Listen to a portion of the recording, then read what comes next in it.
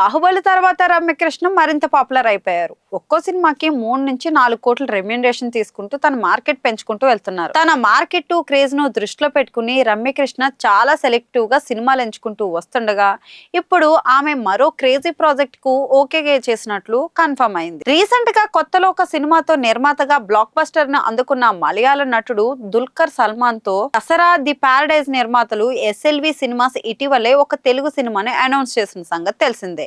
ఇక ఆ సినిమాలో దుల్కర్ కు జోడీగా బుట్టబొమ్మ పూజా హెగ్దేను ఎంపిక చేసి ఆ విషయాన్ని కూడా అధికారికంగా ప్రకటించారు.